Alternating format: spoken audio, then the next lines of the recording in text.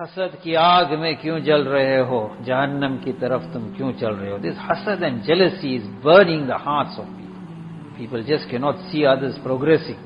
Brothers cannot see brothers progressing. So much so that we have come to a time when the fathers cannot see the sons progressing, and mothers cannot see the daughters progressing, and the ustad cannot see his shagirds progressing. If the shagirds and the students suddenly started progressing so much that he gives better bayan than the ustad, and reads better than the ustad, and now the ustad also becomes jealous.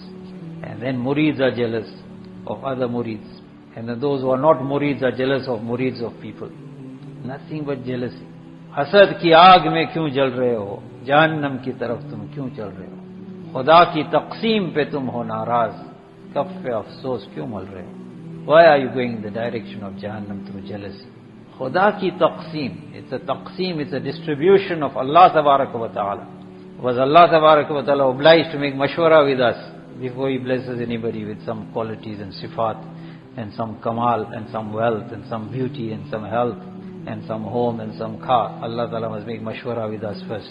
Have a parliamentary sitting, and then we will give mashwara that give to so and so so much.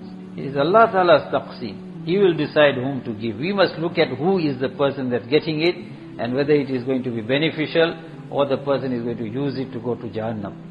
If it is beneficial, he's going to, whatever he is getting, it is good, and he's going to use it in a good way, then I'll be desirous, Ya Allah, bless me also so that I can also do the same thing. But don't be jealous and envious. Kaffe afsos kyun mal rahe ho?